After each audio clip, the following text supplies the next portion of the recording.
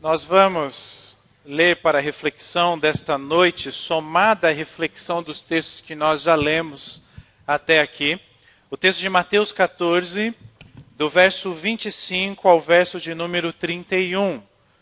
Conta uma história de um acontecimento de Jesus e seus discípulos de madrugada num barco.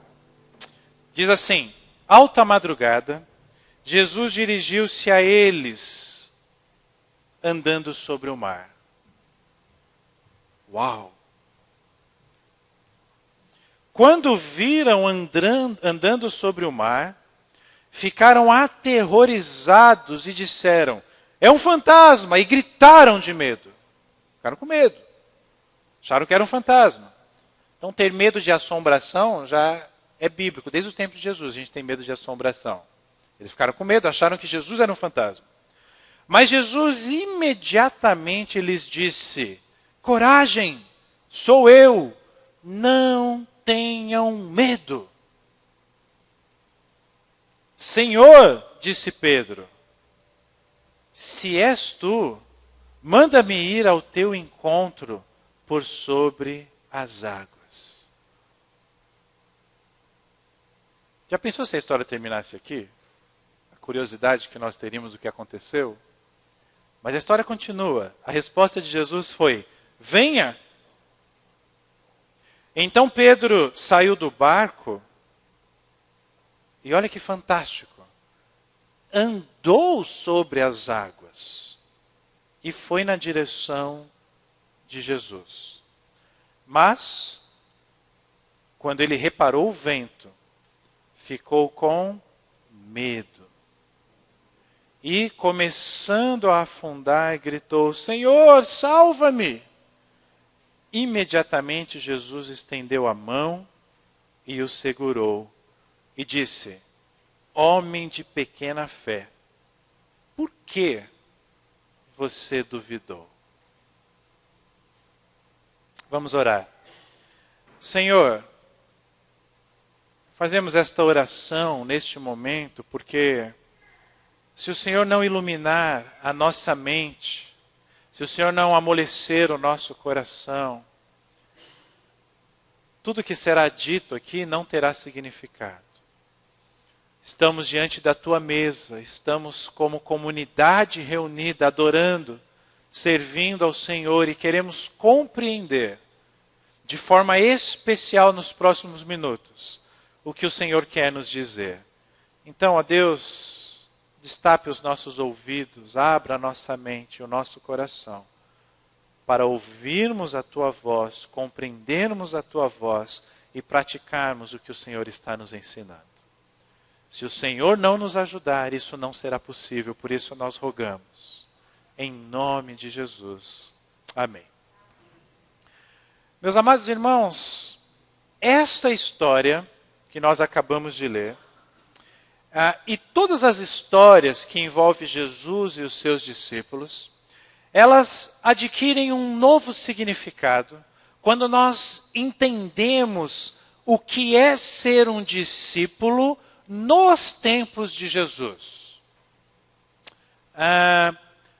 O pastor Rob Bell, há alguns anos, ele gravou um vídeo, pastor norte-americano, em que o vídeo você pode até procurar na internet, chama Dust, de poeira. E ele apresenta alguns desses conceitos de uma forma bem didática, bem interessante. Alguns desses conceitos eu vou apresentar para vocês agora. É muito curioso quando nós olhamos para esse texto e vemos Pedro querendo andar sobre as águas. Vamos ser sinceros, gente. Quem estava andando sobre as águas era Jesus.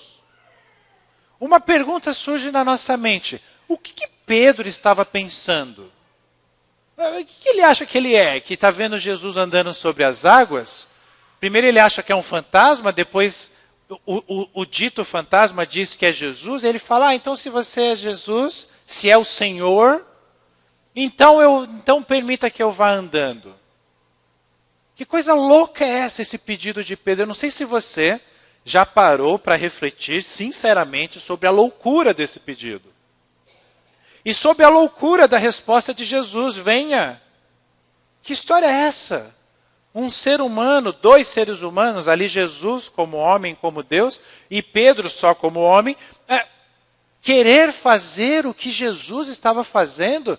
Peraí, Pedro, era Jesus, meu amigo.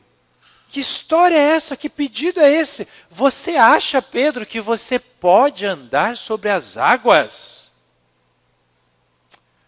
Isso parece não fazer sentido para nós, mas faz sentido quando a gente começa a entender o pano de fundo do que era ser discípulo nos tempos de Jesus.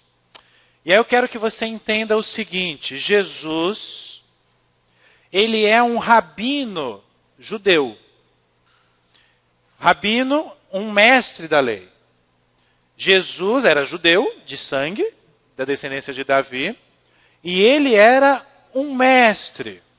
Você precisa entrar agora no mundo judeu, no mundo de Jesus, naquela Jerusalém, ali eles estavam na região da Galileia, e você precisa lembrar que Jesus é um rabino judeu com discípulos judeus. Por exemplo, Pedro. Por quê? O contexto era judeu. A religião daquela época era a religião judaica. Entre os judeus, lógico, né? Dos de sangue. Jesus passou a sua vida inteira na Galileia. Né? Ele nasceu mais ao sul, mas foi morar ao norte, na Galileia. E os judeus, como Jesus, eles acreditavam, como nós acreditamos também, que Deus falou com Moisés de forma especial. E como fruto desta fala de Deus com Moisés, Moisés se tornou um dos maiores líderes da história dos judeus. Moisés era o representante de Deus, e Deus deu entre os homens. E Deus deu a Moisés um livro que se chamava a Torá. Moisés escreveu, que nós conhecemos no mundo cristão como o Pentateuco, os 5 primeiros livros da Bíblia. Gênesis, Êxodo, Levíticos, Números, Deuteronômio. Essa é a Torá judaica. A mesma Torá que os judeus leem até hoje é o mesmo Pentateuco que nós lemos, não muda nada. É a mesma fonte do hebraico, ok? Joia. Deus dá a Torá ao povo, e Torá, a palavra Torá em hebraico já significa instrução, ensino, caminho. E o significado de Torá diz muito para a gente entender a relação dos judeus com esses 5 livros. Os judeus entendiam que esses 5 livros, a Torá era simplesmente, como é até hoje na religião judaica, o centro, a base das suas vidas. Tudo, absolutamente tudo girava em torno da Torá. A Torá, na verdade, se tornou para o judeu um sistema educacional. Sabe os sistemas educacionais? As filosofias que regem o pensamento de umas instituições, de algumas pessoas. Para os judeus era a Torá. Tudo que eu pensava a respeito do mundo, a respeito da vida, o meu sistema educacional girava em torno da Torá. Por isso, as crianças judias, elas entravam aos 6 anos, com 6 anos de idade, as crianças elas iam para a escola com um único objetivo: aprender a Torá. Aos 6 anos de idade. Esse é o processo que é chamado pelos judeus de Beit Sefer, ou Beit Sefer. Beit Sefer. É quando os meninos são encaminhados, as crianças são encaminhadas, normalmente aos 6 anos, e começam a estudar a Torá. Mas deixa eu te explicar uma coisa. Estudar a Torá para uma criança judia daquele tempo significava ir para a sinagoga, significava ter um professor, e esse professor era um rabino, presta atenção nisso. Havia um rabino na sinagoga que ensinava a Torá. Agora, a pergunta que surge é: como eles faziam isso? Como? O que faziam no Bet Sefer? Muito simples. Eles memorizavam cada palavra da Torá. Está com a Bíblia na mão aí? Abre assim no último capítulo de Deuteronômio. Eu vou fazer isso aqui, ó. Abri no último capítulo de Deuteronômio. Esse trecho da escritura aqui, ó. Esse bloquinho aqui que está na minha mão. Memorizavam, decoravam. Esse processo durava dos 6 anos de idade até os 10 anos de idade. O Beit Sefer. Depois do Beit Sefer, aproximadamente aos 10 anos, as crianças então elas se tornavam aprendizes dos negócios da família. Então, por exemplo, se eu já decorei a Torá inteira, eu sou um estudante, mas o meu pai é um marceneiro. Então eu volto para casa e eu passo aos 10 anos a aprender o trabalho, o ofício da família. Eu me torno também um marceneiro. Se o meu pai faz pão, eu aprendo a fazer pão. Se meu pai é um artesão, eu aprendo a ser um artesão. Ou simplesmente cuidar da casa, ou seja, se envolver com a família. Percebam o primeiro exemplo que eu dei de marceneiros. Isso é importante para a gente entender a vida de Jesus e de José, seu pai. E os textos bíblicos que falam que Jesus aprendeu a arte, o ofício do seu pai. Joia. Mas os melhores alunos, eles continuavam estudando. Eles eram selecionados. E aí vem um segundo processo que chamava Beit Talmud. O Beit Talmud era só para os melhores alunos. Para aqueles que já tinham demonstrado uma aptidão natural. Fala, não, esse garoto, ele ficou 4 anos aqui, ele teve facilidade para memorizar a Torá, para entender as interpretações, e este vai continuar estudando. E aí sabe o que eles faziam no Beit Talmud? Eles decoravam o resto das escrituras. E aí se você quiser fazer o mesmo exercício, você pega de Gênesis e vai até o final de Malaquias. Aqui, ó, vou demonstrar para você. Eles decoravam isso. Decoravam.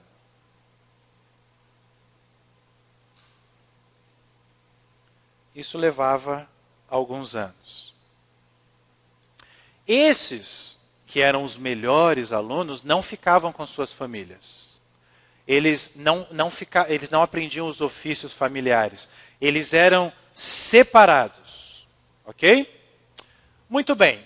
Quando esse pré-adolescente tinha 14, 15 anos, os melhores, entre os melhores, eram escolhidos, selecionados, eles atingiam o próximo nível, que é o Bet Midrash. O Bet Midrash funcionava da seguinte forma, ele já sabia a Bíblia toda, as escrituras todas decoradas, o Antigo Testamento nosso. Esse menino, esse adolescente, ele ia até um rabino, e ele fazia um pedido, ele falava para o rabino, eu quero me tornar o seu discípulo. Veja bem, ele já tinha passado pelo Beit Sefer, ele já era bom porque ele tinha passado pelo Bet Talmud, e ele queria avançar os seus estudos, ele queria se tornar um rabino. E então, é importante nós entendermos aqui que pedir para ser discípulo naquela cultura não era simplesmente pedir para ser um estudante. Deixa eu ser seu aluno. Não é esse conceito de aluno que nós temos nos dias atuais. Ser discípulo não é só saber o que o rabino sabe. Então o rabino tem um conhecimento que eu quero ter esse conhecimento. Não. Significa você dizer, eu quero ser como o rabino. Ser como? Eu quero aprender a fazer tudo que o rabino faz. Se ele faz alguma coisa, eu também quero fazer. E naquela época existiam interpretações diferentes. Então, nós encontramos isso na própria Bíblia. Nós tínhamos alguns rabinos que interpretavam as escrituras numa linha, e isso trazia aplicações para a vida, e outros rabinos que interpretavam a escritura e as tradições do povo judeu em outras linhas. O conjunto dessas interpretações eles chamavam da gema do rabino. Hoje de manhã eu falei dos cariocas, né? Carioca que nasce na capital é o carioca da gema, né? Gabi e Benjamin são da gema. A gema significa o centro, o núcleo, né, do ovo. Então tinha essa expressão também naqueles tempos. Cada rabino tinha a sua gema, que era a sua forma de interpretar as escrituras e o mundo ao seu redor. Então, quando eu chegava, eu já tinha passado pelo Beit Sefer, eu já tinha passado pelo Beit Talmud, eu queria fazer o Beit Midrash. Eu procurava um rabino que eu me identificava com as suas falas, com as suas interpretações. Ou seja, ser discípulo significava querer assimilar aquela gema daquele rabino. Eu queria aprender a maneira daquele rabino. Eu queria agir como aquele rabino. Só tinha um probleminha. Para eu ser aceito, esse rabino fazia um teste, um exame. E não era assim como os nossos vestibulares, com múltiplas alternativas. Não. O rabino nos chamava, e era oral. Ele primeiro fazia perguntas sobre a Torá.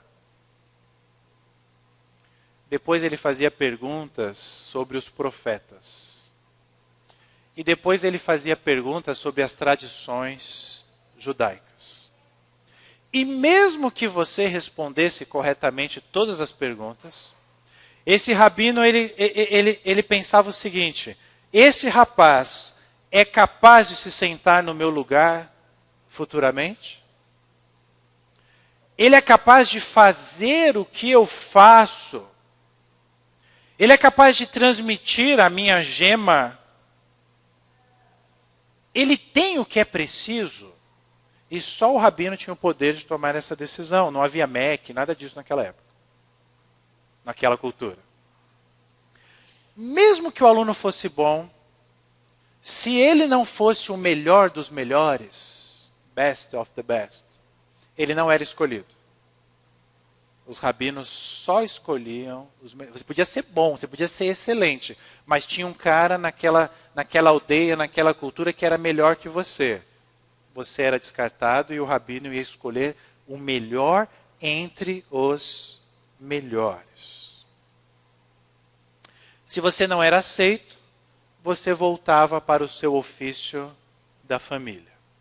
Mas se ele achava que você tinha um potencial, o garoto tinha as qualidades necessárias, a expressão que o rabino usava era: venha, siga-me.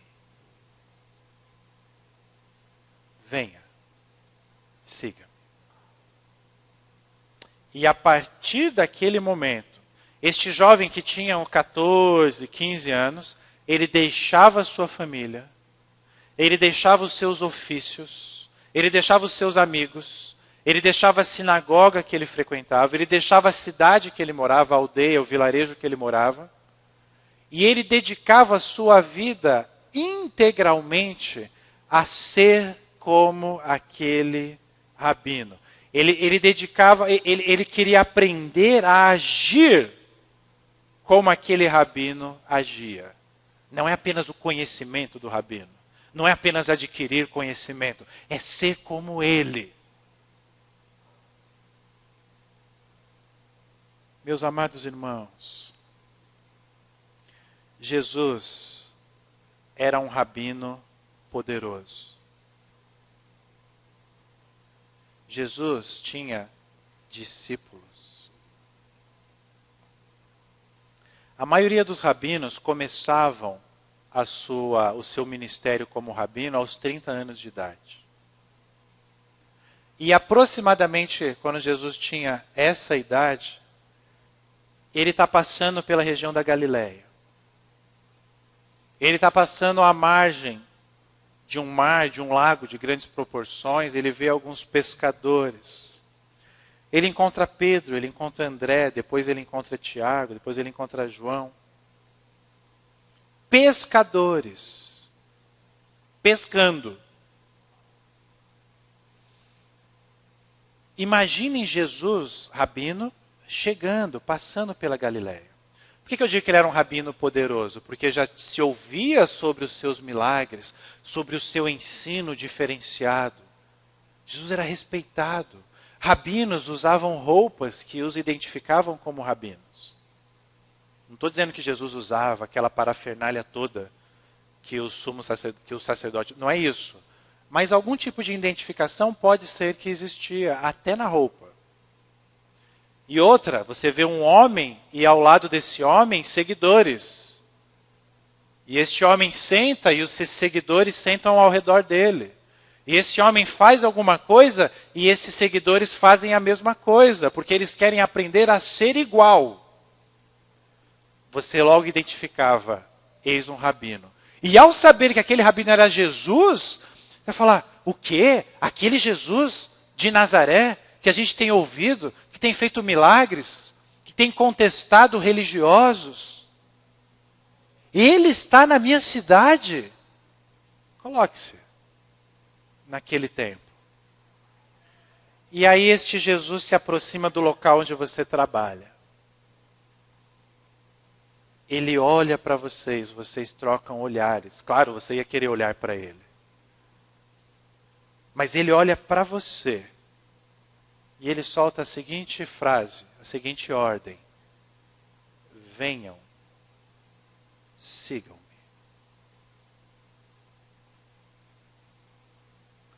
Deixa eu só destacar uma coisa para você. Se aqueles homens estavam pescando,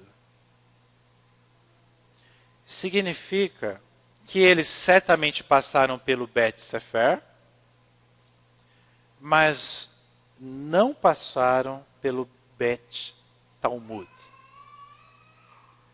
Eles foram reprovados. Aqueles homens não eram os melhores dos melhores. Como que eu sei que eles foram reprovados? Porque eles estavam no ofício dos seus pais, pescando.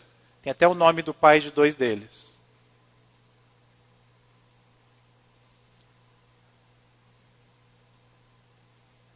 Se aqueles homens estão pescando, e se aqueles homens não estão seguindo outro rabino, significa que eles não são os melhores homens.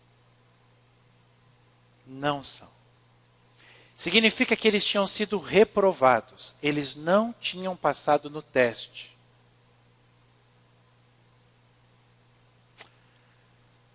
Aí, você começa a entender um pouquinho por que aqueles homens, ao ouvir o venham, sigam-me, eles largam absolutamente tudo. E o texto diz, e imediatamente passam a seguir aquele mestre, Jesus.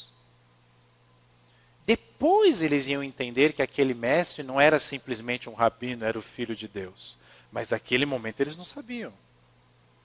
Perceba como entender o pano de fundo é imediatamente, é fundamental. O texto diz, nós lemos esse texto agora há pouco, imediatamente largaram suas redes e o seguiram. Parece estranho, mas agora nós entendemos. Tudo faz sentido. Os rabinos eram os homens mais respeitados, mais honrados, mais reverenciados daquela época. O que Jesus está dizendo para aqueles homens é o que ele está dizendo para você nessa noite. Vocês podem fazer o que eu faço. Venham. Sigam-me. Em outras palavras, Jesus está dizendo para eles, vocês podem ser como eu.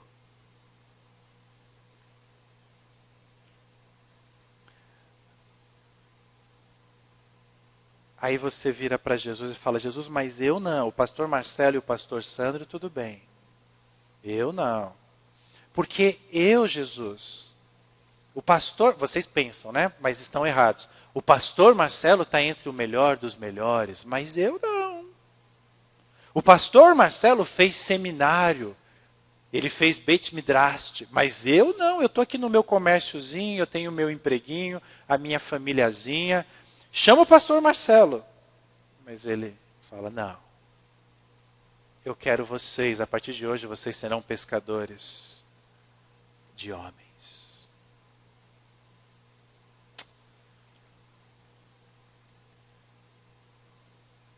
Naquele contexto, se nós vivêssemos naquela cultura judaica, nós não pensaríamos como nós pensamos hoje, e esse exemplo que eu dei.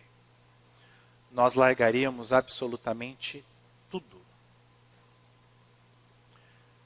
Seria o equivalente na nossa cultura ocidental a você estar no seu trabalho, imagine você no seu trabalho.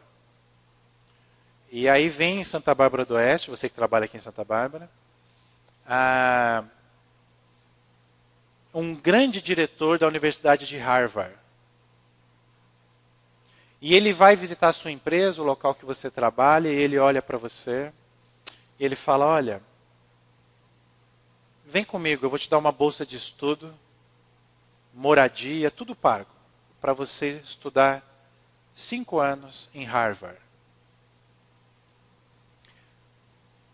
Só que você vai ter que deixar sua família, eu não vou levar sua família, eu tenho que deixar sua família, vai ter que deixar seu emprego, tem que deixar seus amigos, vai ter que deixar sua igreja local, porque você vai para os Estados Unidos, você vai estudar na melhor universidade do mundo.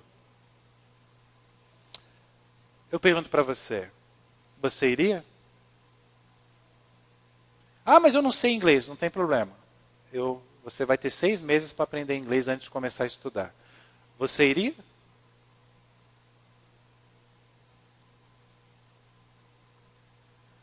Esse exemplo não é comparável ao que significava um rabino te chamar naquela época. Meus amados irmãos, é por isso que a gente encontra na Bíblia os apóstolos, os discípulos falando de Jesus, pregando o evangelho, fazendo milagres, e pessoas diziam a respeito deles coisas do tipo, mas estes homens, eles não eram pescadores? Eles não eram sem educação? Como que eles estão fazendo essas coisas? Como que eles dizem seguir um rabino? Como que esse rabino tão poderoso chamou essa gentinha? Eles não têm nem curso universitário, eles têm só o Bet Sefer, o ensino básico. Mas eles não passaram pelas outras etapas. Como? Vamos voltar para o nosso texto? Por que Pedro queria andar sobre as águas?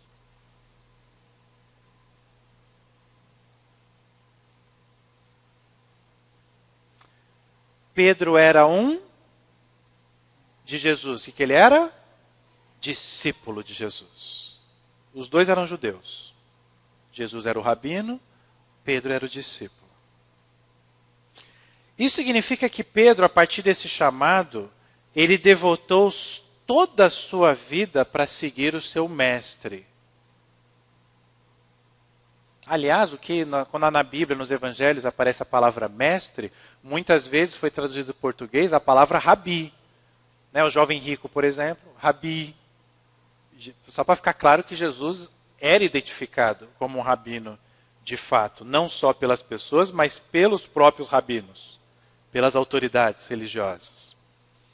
Tanto que quando eles vão para Jerusalém com a família, Jesus era criança, a família toda volta, José e Maria pensam que Jesus estava na carruagem dos tios, mas aí chega lá na Galileia, pergunta para os tios, cadê Jesus? Está com vocês? Não, não está. Ah, deve estar com o meu outro irmão. Jesus está aí, Jesus está... Não, não está. Não, ele deve estar ali jogando imagem em ação na outra carroça. Jesus está aí jogando imagem em ação? Não, não está. Cadê Jesus? Cadê Jesus? Eles ficam desesperados. Aonde que eles encontram Jesus? Na sinagoga. porque ele estava seguindo os caminhos da excelência e ele se tornou um rabino aos 30 anos. E Jesus não usou o seu poder divino. Para Jesus é fácil decorar as escrituras. Não estou falando do Jesus homem aqui. Mas o ponto, meus amados irmãos, por que Pedro queria andar sobre a água? Simplesmente porque ele era um discípulo. Por que Jesus pergunta para ele, por que duvidaste?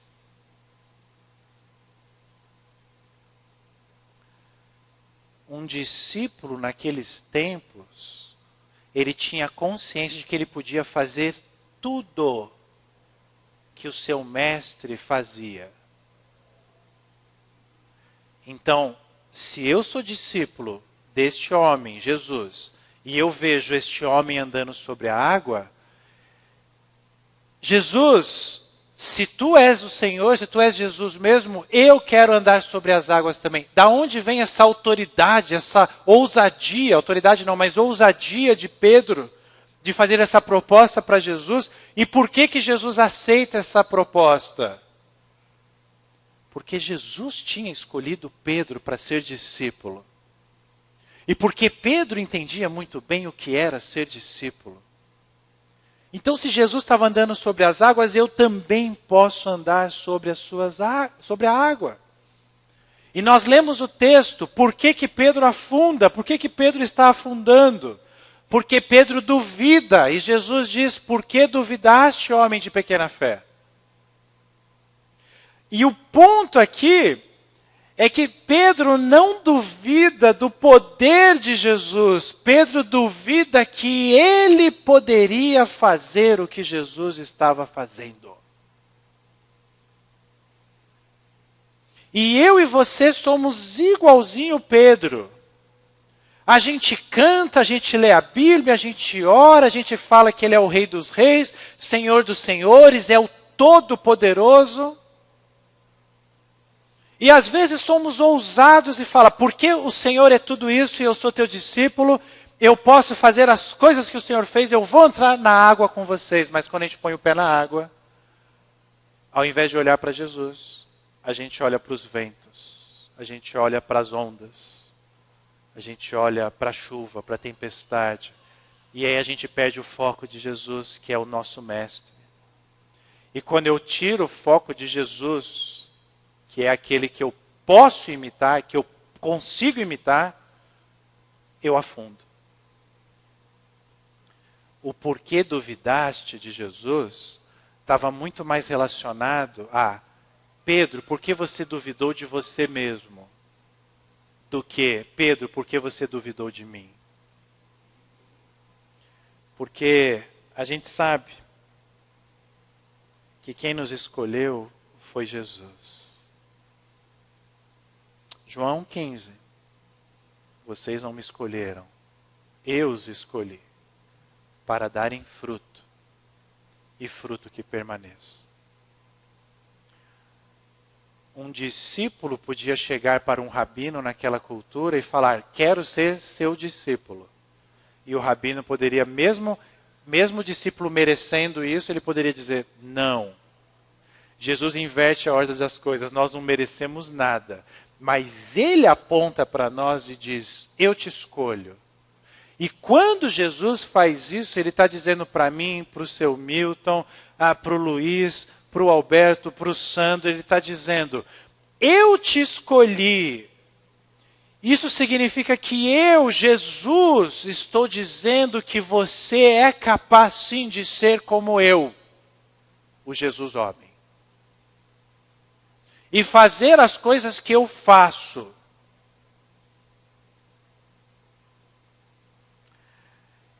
Entenda uma coisa, gente, já estou terminando. Jesus não te chamaria se ele não acreditasse que você pode ser como ele. Ele simplesmente não te chamaria.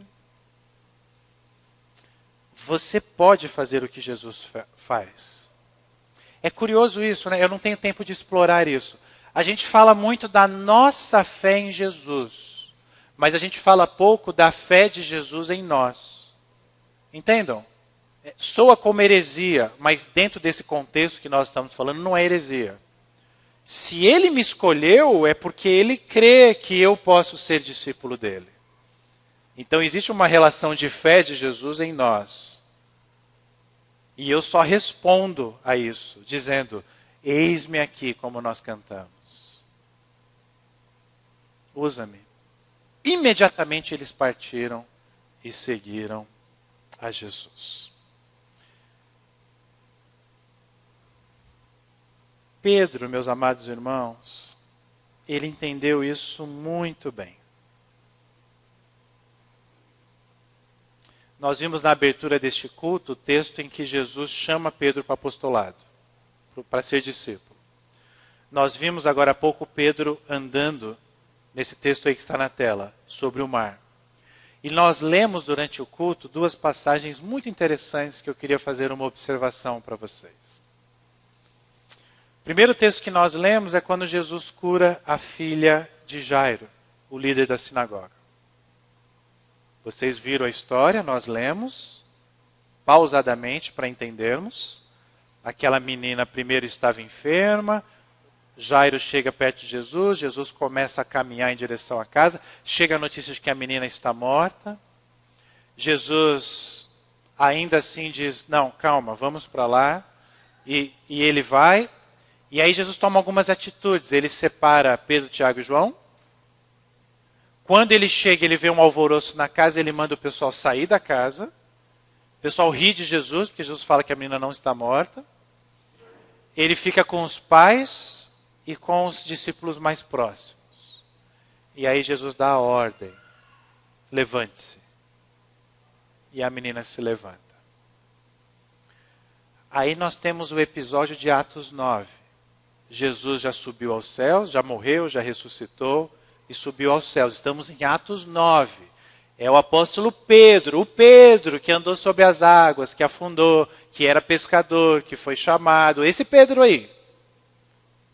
Ele está diante de uma situação de uma serva morta.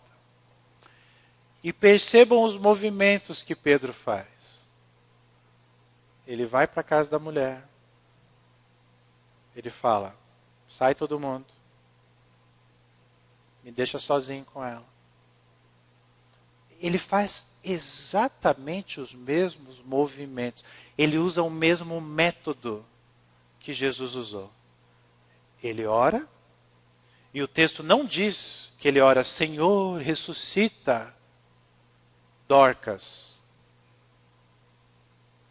O texto não diz isso.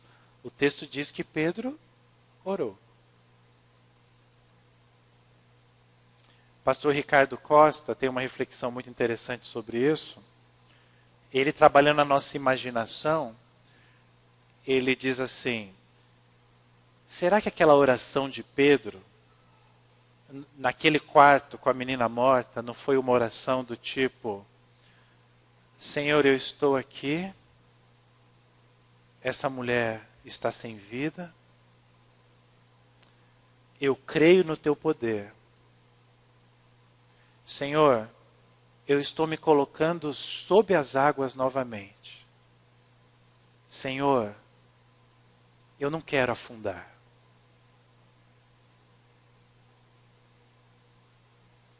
Eu creio no teu poder. Eu creio. Eu não quero afundar significa, Senhor, agora eu estou mais maduro. Eu sei que eu posso fazer as coisas que o Senhor fez. Porque o Senhor me chamou para ser teu discípulo. E só isso talvez tenha sido a oração dele.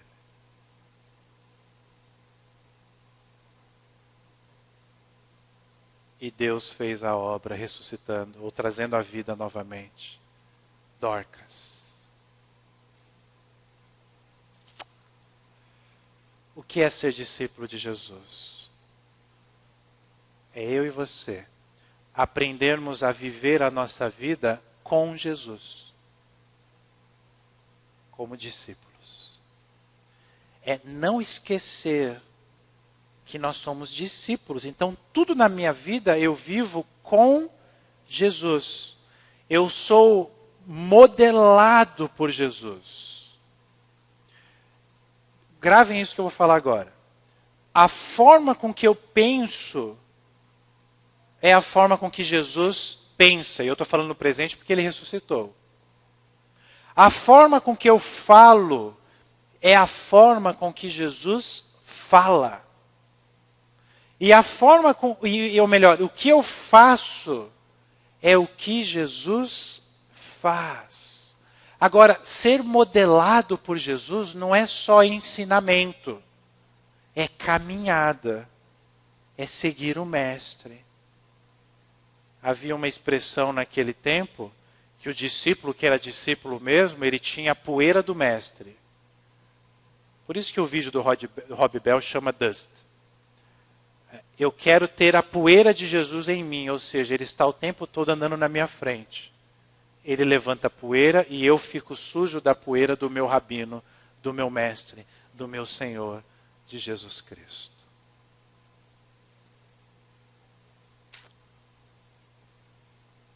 Ser discípulo, meus amados irmãos, às vezes envolve situações que nós não entendemos. Agora à tarde estava passando na Rede Globo aquele filme Karate Kid, o mais recente, né, da década de 2000 e pouco aí. E mesmo quem é da geração anterior ou quem viu esse mais novo, nós temos, antes era o Sr. Miyagi, né, agora é o Sr. Han, o Jack Chan. E está lá o menininho que quer aprender Kung Fu e ele começa os exercícios. Os exercícios são assim: pega o casaco, bota o casaco, tira o casaco, guarda o casaco. Pega o casaco, bota o casaco, tira o casaco, guarda o casaco. E aquele menininho vai ficando injuriado. Ele queria aprender Kung Fu. Na versão antiga, o Sr. Miyagi colocava o Daniel San para encerar carro, para pintar cerca. Essa é a versão antiga. E ele não entendia aquilo, ele ficava revoltado, exatamente como eu e você. Às vezes ficamos revoltados, esse negócio de ser discípulo de Jesus eu não entendo. Eu tenho que fazer umas coisas que vão contra a minha vontade. Olha, que curioso. Até o dia que o Han começa a atacar o menino e ele fala, bota o casaco, tira o casaco. E os movimentos que ele faz para botar o casaco, para tirar o casaco, são movimentos de defesa, de ataques. Nem tudo que ocorre em nossas vidas nós compreendemos os porquês. Mas o nosso mestre tem um propósito em tudo. Ele está sempre nos ensinando. Às vezes nos incomoda, nós somos birrentos, a gente não quer fazer. Mas para ganhar o campeonato, é fundamental ouvirmos as instruções do mestre. O campeonato é a vida. O mestre está sempre conosco, nos orientando. É por isso que nós estamos diante dessa mesa. E é por isso que a partir deste momento nós vamos celebrar a Santa Ceia do Senhor. Eu quero te convidar a fazer uma oração. Diante do que você acabou de ouvir e diante do momento que você vai participar. Eu não vou dizer para você o que você deve falar com Deus. É um momento seu com Deus. Busque a presença dEle por alguns instantes. Senhor, ao comermos esse pão, nós temos em nossa mente a imagem do Senhor sendo crucificado. Ao bebermos esse cálice, lembramos dos nossos pecados, que antes eram resgatados por meio de sacerdotes e sacrifícios de animais. Mas o Senhor enviou um Cordeiro Santo para fazer a propiciação, ou seja, para resolver de forma definitiva essa nossa questão com o Senhor.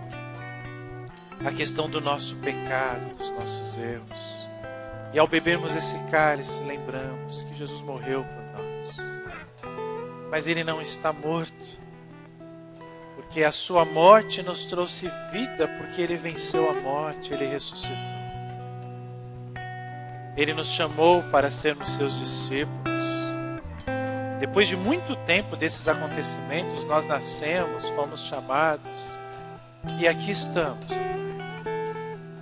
Ajuda-nos, Senhor, a compreendermos cada vez mais esta verdade santa e maravilhosa, essa graça do Senhor sobre nós, e responder com a nossa vida como fiéis discípulos. Vamos errar, é verdade, mas ajuda-nos a mais acertar do que errar, Senhor. A aprendermos com os nossos erros, a olharmos para Jesus. Oh, Pai, obrigado por este momento. Obrigado pelo que o Senhor fez e ainda faz por nós. Em nome de Jesus. Amém. Vamos ficar em pé, todos? Eu vou proclamar a bênção apostólica e depois nós vamos responder com um amém quíntuplo. E assim, que a graça do nosso Senhor e Salvador Jesus Cristo, que morreu e ressuscitou, que o poder de Deus Pai, que traçou um plano para a nossa salvação, que o poder do Espírito Santo que habita em nós, que está em nós e que nos capacita para sermos discípulos, esteja com cada um de nós, não apenas hoje, mas para todo sempre, e que assim seja. Amém.